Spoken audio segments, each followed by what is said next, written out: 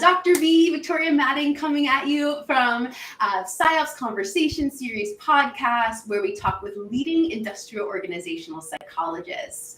This is episode number 30, the big 30, and we're talking about the science for a changing workplace. Today, our guest discusses one of the top 10 trending topics in the field of IO psychology, enabling organizational culture in a changing workplace environment. Welcome to the SIOP Conversation Series podcast, Alex Ocha. Thank you. Thank you, Victoria. Thank you We're so so much. glad to have you here. Alex is co-founder of Latinos in IO Psychology, or LIOP, and is currently working at Amazon as an operations manager. She is the first in her family to graduate with a master's degree in IO Psychology, and she's vice president at Amazon for the Latinos Affinity Group, helping Latino Amazonians build a more inclusive workplace. Additionally, she implements IO leadership practices such as mentoring groups, peer coaching, succession planning, and building training around work. Her passion for learning and development has led her to create new programs at Amazon and develop a space for IO psychology in operations, which is so fascinating to me. In 2020, Alex worked in El Salvador for 6 months and helped several communities with her experience in the IO field as well. Alex, we are so glad that you joined us here today. Thank you. I'm so excited for everybody to learn a little bit about my life. It's fun. It is a very fascinating life. So just to get started with the conversation, we would just love to hear about your journey as an IO psychologist. How did you get interested in the field? And then what spurred your interest of ending up in an operations role, which is just so intriguing. Different. Yeah, for sure. So a couple of things. First, I think that, kind of like everybody, I got into IO by, my professor in undergrad. She had maybe like 2 pages of IO. And she put up this video about the Container Store, right? And it was talking about during 2009 when the recession was happening, how everybody was getting laid off or they were getting fired. Instead, the Container Store had a lot of IO people, and they decided to have everybody keep their job, but unfortunately they had to lose their benefits. So to me, I was instantly drawn to that. How can I make a bigger impact, especially in a company like that? So that's when I just was so gravitated to, okay, business plus psychology, perfect. Let's make a blend right there. And then from there, everything just exploded. And now with operations, how I got into that, it actually fell in my lap. Like, I didn't think that I was ever going to be in something like operations, but a part of me was thinking, I really want to challenge myself as a manager, as a leader, and I want to know more and how I can make sure that I'm making an impact in a different way. So now with operations, and I'll talk a lot more about it, but I knew that there's so many gaps in different areas there that IO is so needed, just like it is everywhere. So that's a little bit about me. I love it. And where did you get your degree? What was the master's experience like for you? Because there's been a lot of conversations in SIOP and I think in the broader IO community about master's versus PhD, and it's a question I get all the time. And so I'm curious what led to your decisions to get the master's and just how that education experience was for you that then led to where you're at now. Yeah. So for that one, I was in undergrad. They never had IO. So I kind of knew I had to make sure that I was pushing myself in knowing what more I wanted to do. So I kind of went into psychology and also HR. So I kind of knew the background of HR, but I knew I wanted more. So that's what led me to wanting to get my master's. I went to CBU, Cal Baptist University, and there they have more of a practitioner base. So everything is every single semester we do more like consulting work, and knowing what more I guess resources and all of that things that you need to know as an IO. So it just tested me as wanting to know more about like the consulting area. So again, it just relays so well, especially with what I'm doing now, because of the fact that I'm always finding these different problems in the workspace, and I'm knowing that, oh, I could always go back to my time in my master's degree when I did have that applied work. So I love the fact that I had that in the back of my skill set. Yeah, and I love, hearing about how IOs end up in different spaces. And because exactly what you said, we have so much value to add to the business world, especially with everything changing so quickly and, using our research and science to help adapt to those changes and guide organizations along the way. So before my next question, I wanted to remind the audience viewers out there, the benefit of tuning in live to these conversations is that y'all get to ask us questions. And so we do have a question from Manas, and I apologize, Manas, if I'm getting that pronunciation wrong, but related to your master's degree, Alex, what other skills did you learn while either doing your master's or after that you find like as an IO that just like gives us that differentiator? As you mentioned, you wanted more than just like an HR. Not to say HR has its own role. It's one of our favorite partners for sure as IOs, but what like unique IO skills like do you find yourself still using to this day that you learned from your background and training? Oh man, one big thing that I just always continuously is the fact that you will always need to remember how to communicate effectively to your higher ups, especially your seniors, all of that. So, how are you also relaying back a message to them? It's so different than when you're relaying the message to your team.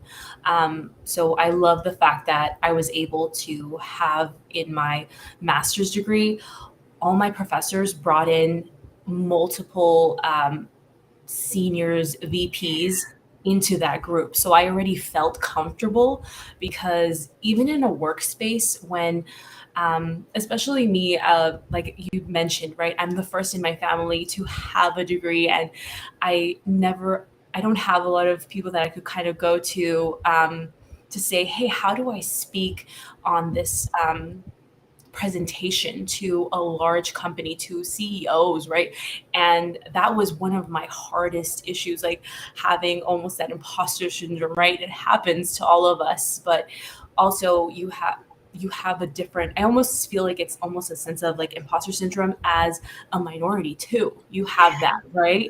And for me, I love the fact that I had such a great cohort that was so diverse, and I felt like I have that sense of, okay, what I'm saying makes a big impact. So that to me was one of the biggest like hurdles, but also it's such a big skill that now it's like, no, Alex, you have something good to say, and say it to your CEO, say it to your stakeholders again and again until they listen.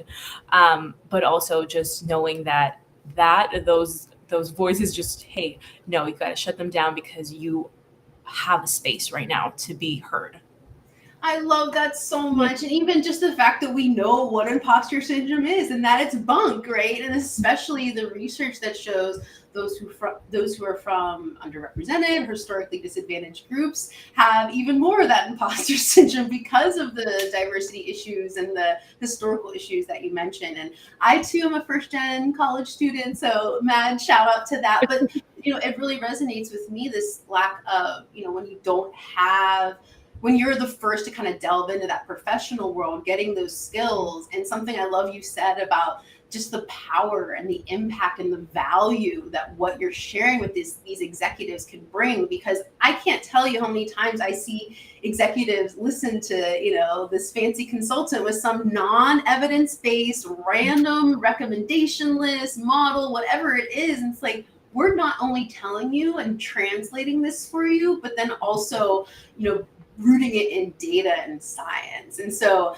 that leads me to my next question about your role at Amazon as an operations manager.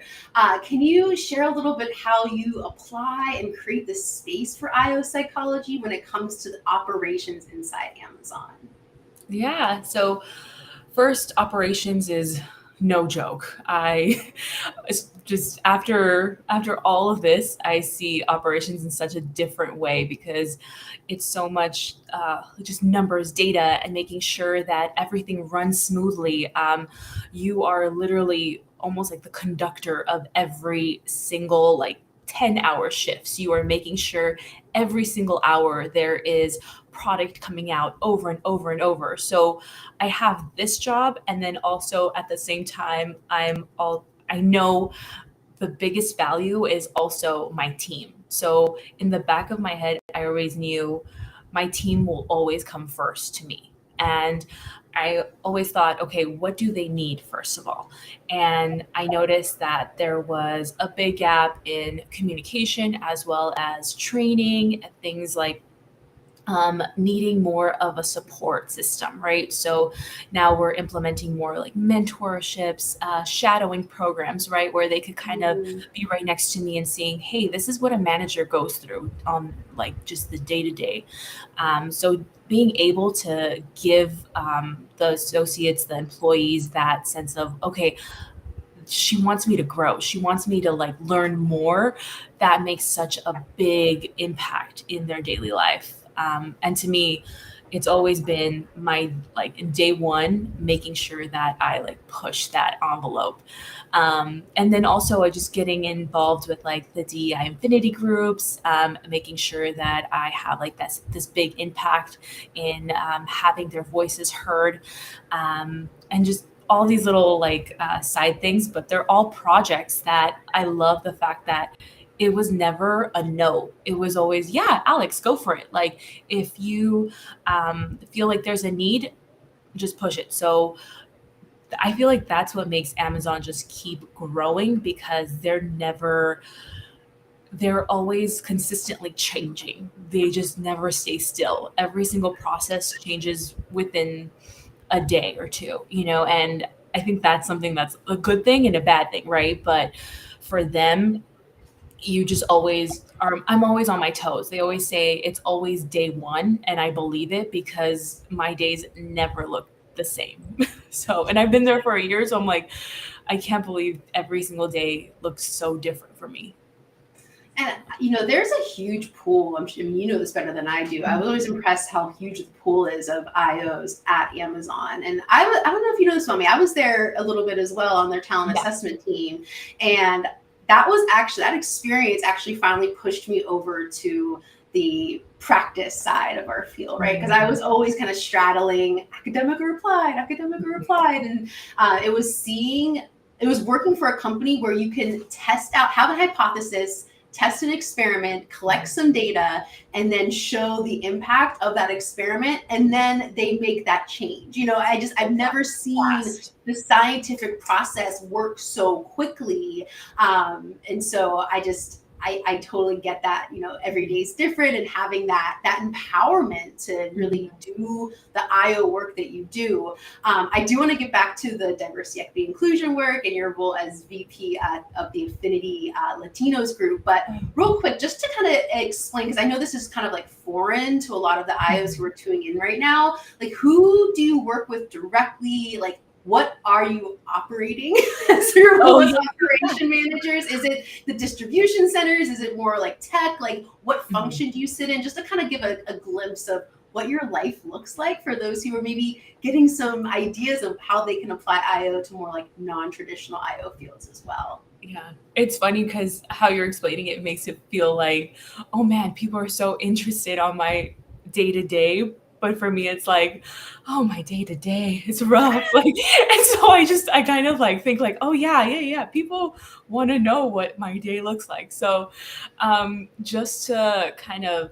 go through it a little. So, pretty much there's different levels, right? So we have from level 1 to level 3, and those are pretty much the team that I manage, right? So it's of the employees, and then also process assistants, right? So they're my right hand people all the time, right? When I'm not there, they speak for me. They make sure everything runs smoothly if I'm ever off the floor, which is pretty much in the fulfillment center. So again, giving you those wonderful products, we make sure that they are nice and neat for everybody. So I make sure I'm in the area where it's called receiving. So it is what exactly what it sounds, right? So pretty much trailers come in, and I make sure from the beginning of my shift how much product I'm pushing out. So it's anywhere from for 10-hour shifts could be like 14 like K in one shift. And it sounds like a lot, but actually sometimes it's a lot less than what we should be pushing out. So it's crazy to think every single day I think like, oh man, this is not normal, Alex. This is not normal. Like how many hours I have to like, I get have how many people I need. I think about it and I'm like, oh, it's like hundreds of hours. And I'm like, this is not normal, Alex. This is not normal. So I have to take it back a little bit and seeing all this stuff. And again, it's always implementing like your data. So it's making sure, hey, how much product am I running? What type of product am I running? And then again, for me, it's always about transparency. So with my level 1 through 3, I make sure that they know that, hey, this is our goal. These are the type of things that are coming to us. What do you guys need from me, right? So whether that be, do you want me to talk with HR because you're having an issue?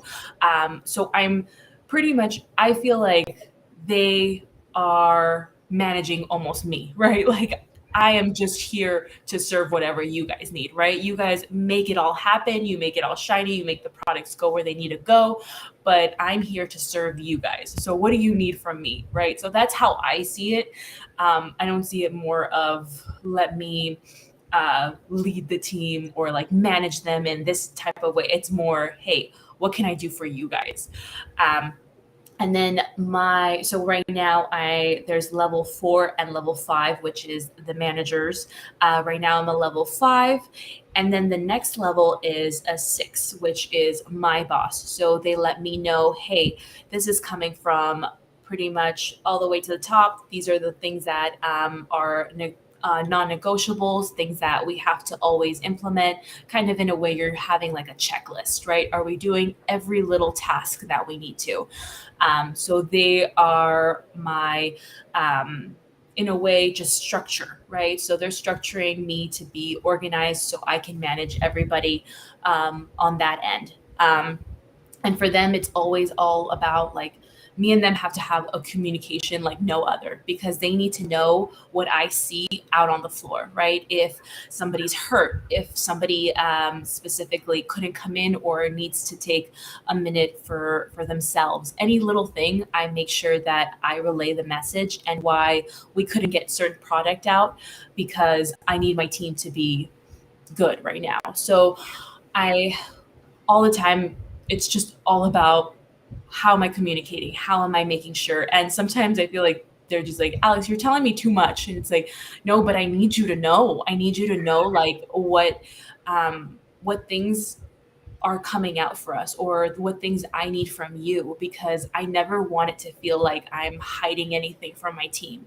I want them to know, hey, like things um if certain people need to come in an extra day, I make sure to let them know, hey, I know you guys don't want to do this. And trust me, this hurts me just as much as it hurts you, but we're going to have to come in. And these are the reasons why, right? Like, we just had our Prime season last 2 weeks ago. And we had to let them know, hey, I'm so sorry you guys had to come in an extra day, but these are the reasons why, right? We need to hit a certain number. We need to make sure that everybody's good and just little things like that. But again, keeping that momentum is what makes you such a different leader too, right? How am I making sure that hey, are you guys getting enough sleep? Do you want me to just bring you guys Gatorade? Like, little things matter so much to them, right? Can I give you candy? Like, thank you so much. Because without them, I don't run. That's the truth. Like, without my team, I do not make anything happen. I cannot make anything move. So the first thing for you to know is my team okay? Is my team where they need to be? Do I give them enough? What do they need more of?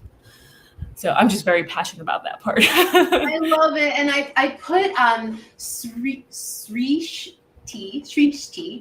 I'm so sorry, Srishti. I hope I'm getting your name. I was practicing in my head so many times, but I put your comment of your question up because I feel like you were illuminating that so much, Alex, in your answer right there about this difference between organizational psychology and IO. And something you said that really hit me and why I put that question up was, you are there for the people. And even though, of course, there's a lot of people centric, and I feel like people end up in HR because they care about the people in the organization, right?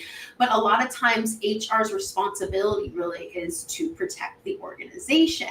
And everything that you were talking about is more about protecting and growing and developing your people. And I feel like that's just such a unique advantage that we have, and especially the data behind how we use that to make these decisions and motivate and lead and inspire. And so I really feel like you brought the answer to that question to life, that example. I want to make sure we talk a little bit about change because that is the focus of this episode. And then I also want to bring back up the work that you do both at Amazon and in the SIOP, the IO broader community with Latinos. And so real quick, just about, the organizational environment that's, constantly changing. As someone who's passionate about IO and learning and development, what advice do you have for those out there who are struggling to maintain culture during these very, very tumultuous times of change that we're experiencing right now? Yeah, so I love this question, and I know you love this question too. So for me, it's always been culture starts and ends with you. That's how I've always seen it. And also, if you have at least one or two people that see that same culture that you want, that will just drive the team so much. For example, I have two process assistants, and without them, I cannot have the culture I do. And I know that's why I make sure they're my first and foremost, that, again, I'm that transparent leader. I make sure that they are well taken care of if they ever need anything. Like, they're my first and foremost priority because, again, they're my eyes and ears, everything. But again, you as a leader, it's you that makes that culture what it needs to be. And knowing the fact that you do have a team that looks so differently than you and needs things that are different than what you need. For example, I have associates. I have one of the most associates that are ESL, so only Spanish speaking. I have pretty much mothers that are the sole income. I have people that it's their first job. It's their first job in the country. It's some of them are coming from schools that are just from college or first job. So my first month is just solely knowing them. That's what I want to know. I want to know who they are and what they need. So if I can bring those resources to them, that's what pretty much my main goal for that month. I don't even try to touch the work. I try to make sure that my team is first and foremost taken care of. For example, one of my employees, she's a nurse and she was going to school, and she was like, Alex, I'm not very sure if this is what I want to do, if this is where I want to go. So I linked her up with our emergency center, and I let them know, look, this is where she wants to go. Can she at least have, like, just maybe once a week just to see how it goes. And now she has this like hands-on experience, and now she's able to see, this is what I want to do. This is where I want to go. So again, it's making sure that you're always in touch also with your departments and knowing how they can help your team also. So whether that be HR, whether that be our training center, whether that be our emergency center, we have IT on site, we have like the tech area, as well as people that like just help throughout the machines. So all my team, I know that they want more than just Amazon. So I let them know, I know this isn't your dream job. So let me know what's your dream job. And then we could kind of push to going in that area. Oh, I love that so much. And just like looking at the whole human, figuring out, because like investing in them more long term is going to then make a better employee while you currently have them, and knowing if there's already a high turnover rate, like how do we take care of our people while they are here. And something else I love that you said about, it could really start to the top, like leaders are the culture. And that's something I even try to do with my own team is, try to be that role model, and try not to be the whole do as I say, not as I do. And even waiting to schedule messages on Slack for non-weird work hours, and just trying to be, role modeling how to not burn out and how to take care of yourself too. And so I absolutely love that. I would be remiss if we didn't talk about the amazing advocacy work that you do for the Latino community. And so starting with the work you do at Amazon, what have you been doing to help Latinos working at Amazon to build more inclusive workplaces, especially in your role as vice president of the affinity group there? And what have been some challenges that you faced when it comes to, leading such an affinity group, or sometimes employee resource groups, different companies call them, but how has that been for you? And then I also would love to hear about the broader work you do in the IO community with LIOP. Awesome. So yeah, with the infinity groups in Amazon, some of the challenges honestly I face is the fact that we need to be able to push that envelope, right? Like, as in, not everything is amazing outside of in the world, pretty much. And we need to be able to listen and learn from especially our Spanish speaking associates that are also going through, for example, one of my associates, their parents are getting deported, things like that. I really want to make sure that I'm pushing that envelope and letting them know, hey, you have resources here too. You have our support in any way that you possibly can. So again, I make sure that I closely work with HR, letting them know, hey, these are the biggest boundaries they have. What can I do? What can I give to them?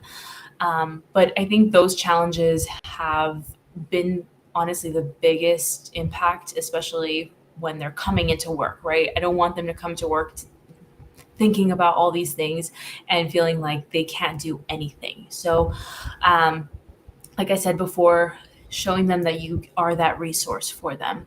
But I love the DEI infinity groups that we have. I know September is our big month, which is the Hispanic Heritage Month, and we're bringing out like salsa dancers, and we're doing fun things like letting them know when exactly different Independence Day for different countries. So just making sure that people are aware that, hey, these are all our wonderful countries, and just celebrating everybody's different like traditions, bringing, anything from like tamales to pupusas to quesadillas, just showing them that everywhere's so different. And it's so cool that we have a space that we can bring little things like that and kind of lighten people's days up. We go through work and we're like, okay, here's another day, but having that break and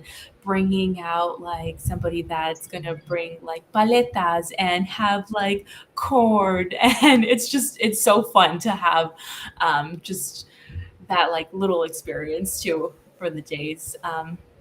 And then for LIOP, Latinos in IO, I've just I'm so proud of all the things that we've been doing. We're actually finally starting to open up our mentorship program, and that's going to start soon in this month, and we're going also live. So we're so excited to just have this space to give to our community. And again, we just make sure that we understand what the need is from our community. It was actually last month we had our first ever conference in live. We were able to network. We were able to honestly just know each other and see what all LIOP is about. So I really enjoy the things that we do, and so proud of how far we've come in the last 2 years. Yeah, I had the absolute privilege of swinging by the social that y'all had with Blacks in IO and Asians in IO out in SIOP in September. And it was what I kept hearing was like, I didn't realize there were all these people who were like me in the SIOP community, in the IO community. And so as a someone who really wants to be an ally, and allyship is not who you say you are, it's what you do. And so for those who want to do more allyship for LIOP and other affinity groups that are in the IO community, what recommendations do you have for how allies can get involved? One thing I heard is maybe joining this mentorship program, if that's open to allies. I'm just curious, like, what can we do to amplify, elevate the amazing work that you're doing with LIOP? Yeah, I truly believe it's all about supporting one another. I love the fact that I have IOP, BIOP, and also my mommy is an organizational psychologist. We all get together and we all make sure, hey, what again, resources do we need? What more should we do for our community? But also we need the support of everybody. We need to have more volunteers. Most of us are only running on the most, possibly 3 people. And it's a lot of work. It's a lot of work, but we do just need that support. Especially we're doing the mentorship program, and we do need those mentors. We have a lot of mentees that are excited, and now we're looking for mentors that can also push those boundaries. And yeah, just getting honestly that volunteer experience, because we need that knowledge, and we couldn't go as far as we have without our volunteers, because Sitlali and myself we only have so much that we can possibly give.